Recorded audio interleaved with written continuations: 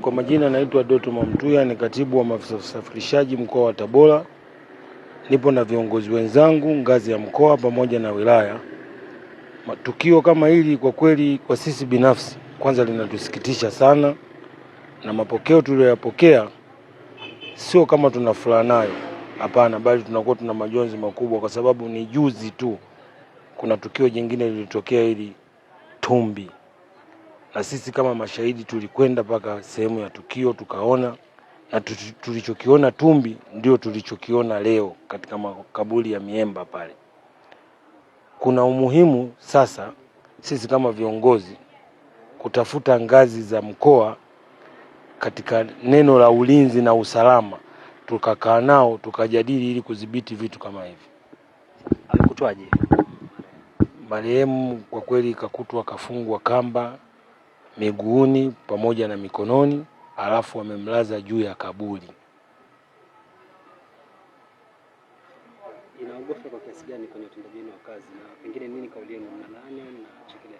Sisi kwenye utendaji wa kazi wetu kuna vitu viwili ambavyo tunakuwa tunavisema mara kwa mara. Yaani unapofika usiku, hakikisha wewe afisa usafirishaji usiruhusu kubeba mtu zaidi ya mmoja. Yaani usibebe mishikaki, kwa sababu matukio kama haya yanaendana na watu wanaokuwa wanabeba mishikaki.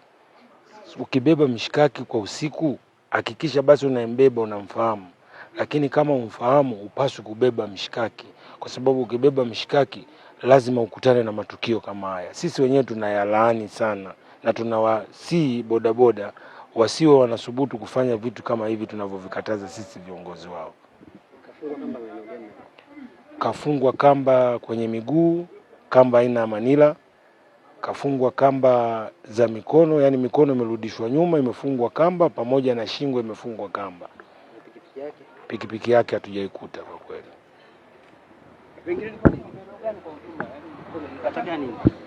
Ile ni kata ya Miemba. Maeneo ni kata ya Malolo, of course ya. Kata ya Malolo. Makaburi ya Miemba, kata ya Malolo.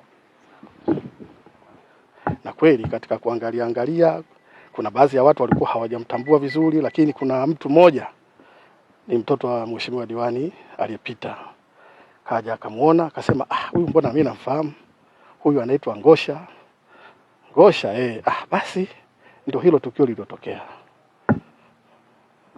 Mwenyekiti, kwenye maeneo haya ya kwenu kwenye kata yako ni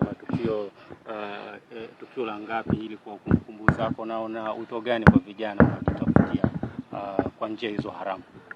Ni matukio ni mengi sana.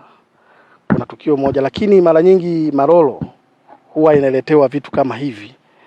Huwa inaletewa, sio kwamba watu wanauawa hapa. Kwa mfano hata huyu mmejionea, huyu mtu hajauawa hapa.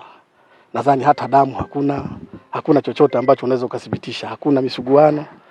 Kwa hiyo na huku kwetu tumekuwa, kwa sababu ya wingi wa pori, tumekuwa sana tunaokota sana maiti zilizokuwa zimeshakwisha uawa.